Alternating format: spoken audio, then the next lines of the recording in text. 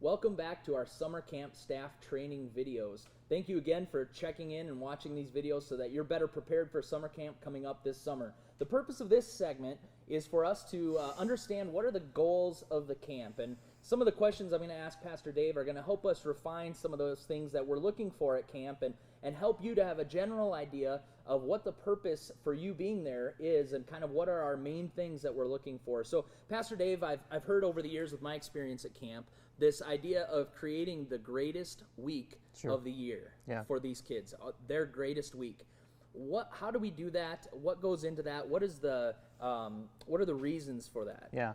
Well, Tyler, you're right. That's one of our goals. When we get together and we plan camp for kids, for middle school students, for high school students, we really believe that we have an opportunity for 1 week of their summer to provide what we consider to be their greatest week. Maybe it's the greatest week of their summer, maybe of their year, maybe to that point it's the greatest week of their whole life.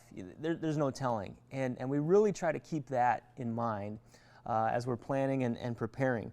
And so we feel like there's a few different things that set us apart or that set our camp apart. The first one of those is the priority that we place on creating a spiritual environment where they can experience and encounter God. And it's something we make time for. We program it into every single day, whether it's an evening service, whether it's a morning devotional time. It might be a morning teaching chapel. There's plenty of opportunities, and we are intentional about creating that spiritual atmosphere where they can encounter God, where they can experience life change. We want to see kids make a decision to follow Christ. We want to see kids and youth get saved. We want to see campers being healed physically, emotionally, spiritually. We know that campers are bringing, in some cases, they're bringing a lot of baggage. Some of them are so looking forward to camp because they're gonna maybe get away from some of those things that they've been encountering at home or at school or with friends. And while we understand that they're going to return to those things, it doesn't, just because they come to camp, it doesn't automatically make everything better where they came from. We feel like we have an opportunity to allow campers to experience God and to equip them so that they can then return into that situation or have a new maybe sense of purpose or direction or hope. We know that there's kids who are looking for direction, campers looking for direction. We have, every year there's seniors who come, and they're going to be a junior or senior in high school, and they're seeking direction about their life. Some feel a call into full-time vocational ministry. Some are trying to figure out whether they should be a doctor or an athlete or whatever that might be. We know that the environment that is created with the Holy Spirit's help and with the Holy Spirit's direction, especially in those evening services, provides time for campers to find some of that direction. So our first, and I would probably say our most important camp goal, is to prioritize the spiritual environment. Yeah. That's the first thing. What else do we have? Secondly, after the spiritual environment, we believe strongly one of the biggest contributors to that greatest week is the connection. The way that the camper connects with their leader, with their cabin guide, the way they connect with other campers. And so we really depend heavily on our staff to be intentional about connecting, to be intentional about being there with campers, for the campers, not just coming out to camp so that they can hang out with their friends, that other leaders that they might know. We know that it's a great time to see some of those leaders, to meet new friends, but we really want that focus to be on the camper. We don't want them to be sitting back and just letting the campers be involved in an activity while the leader just sits back, or maybe it's time to clean up the cabin. That's not the time for the leader to disengage and say, well, you guys are on your own. There's power in connection, and we hear story after story about campers who they'll go home after camp and they may forget who the speaker was. They may forget who the worship band was. They probably forget the amazing rec games that were played. But one of the things that is remembered more than anything else is who their cabin leader was, who their cabin guide was. And so we make no apologies, and we say that we love the fact that our staff come and they give a week, but we want them to be engaged with those campers as much as possible, to be involved in their world. Sometimes it's not comfortable. Sometimes, you feel you're kind of the outsider, especially, middle school and high school kids campers, man, you're a hero, right? It doesn't take much, you can be their hero. But it's a little more, you have to be a little more intentional about it with middle schoolers and with high schoolers.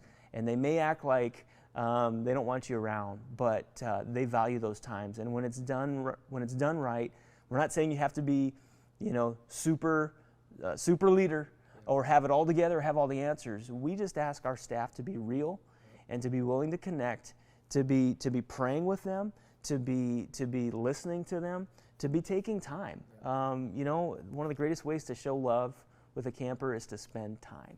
And that's why we ask our leaders we value that connection time. And we know that those relationships last far beyond camp. And especially if that leader is from their church, when they return home from camp, that relationship only continues, and that leader is able to speak into their life and say, hey, remember what God did at camp. And then that's what we want to see happen. And I think that's really where a lot of the payoff comes at camp, is those connections that are made with adults. I mean, some of these kids, they come and they don't really have any stable adults in their life. I mean, sometimes even their parents have walked out on them.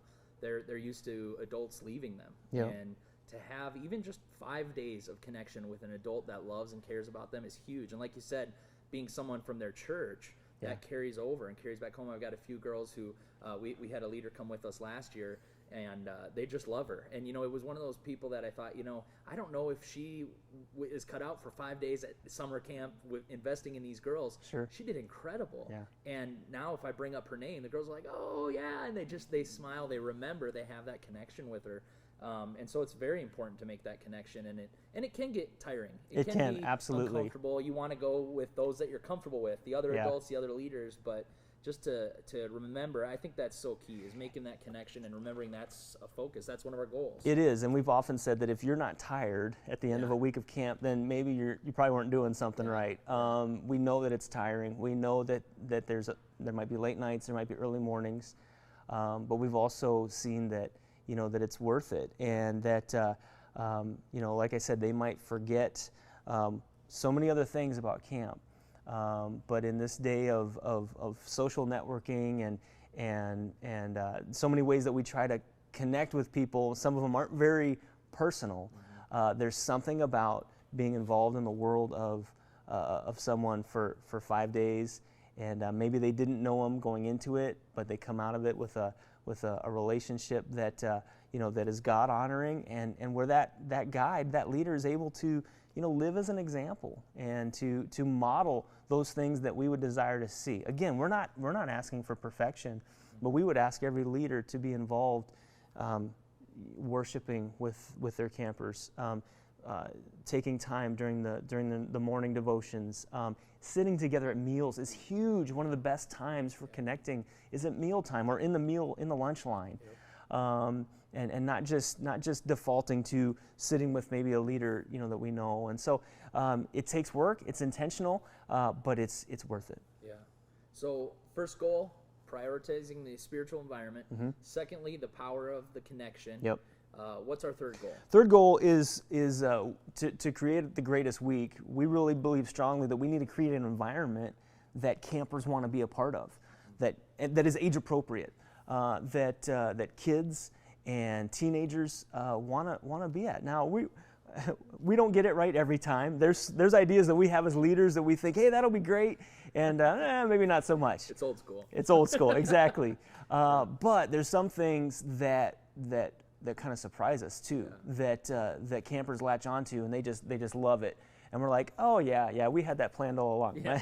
But the Gaga ball, that was the thing. Gaga ball, like 5 years ago, we set that thing up, and I thought it was the dumbest game ever. Yes. the kids play it nonstop. It gets more popular every year. Yeah, and they're filthy, dirty. They barely make it to supper because Yes. they're having so much fun with that stupid game, and, Yeah. and they love it. Yeah. And so you never know. You never know what they're gonna enjoy. So we desire to create an environment they want to be a part of, that we don't, there's some times when we have to kind of prod them along and say, hey, it's time for chapel, or it's time to, take a shower, or it's meal time. But our desire is that we'll create an environment that they want to be at. That just again, kind of going back to the theme park analogy, when that family comes in, those kids are just astounded and they want to do everything, and there's no leader saying, oh, go here, go here. It's enjoy, as much as the parents will give them freedom. Right. And so we build in some of that time, some of that free time for freedom. Some of it's a little more structured, but we want that environment to be one that is geared, is age appropriate, that they're going to enjoy, and that they're going to want to come back to and tell others about. So goal number 3, to recap, goal number 3 is to create an environment that the campers enjoy, that the campers are connected with. Yep. We've got one more goal. What is it? It's a very important one. It is. We place a high priority on safety and security. Elaborate much on that, but these campers are precious. They are invaluable, and moms and dads and grandmas and grandpas have entrusted us for that week with their treasure, and so we do our very best to create an environment that's safe, that's secure. That means that we have some staff that are involved in security. That means that we have a full-time certified nurse who's on the grounds. That means that we have people watching over them in the when they're swimming. And we want, not only do we want it to be physically safe for them, but we also want it to be a place where a camper can come to, and they don't have to worry about being bullied. Yeah. They don't have to worry about being, ridiculed, or do those things happen? Unfortunately, they do. Can we catch everything? No, but to provide that greatest week, it's imperative that we as staff and as leaders set the tone and create that culture to help campers know this is a safe place.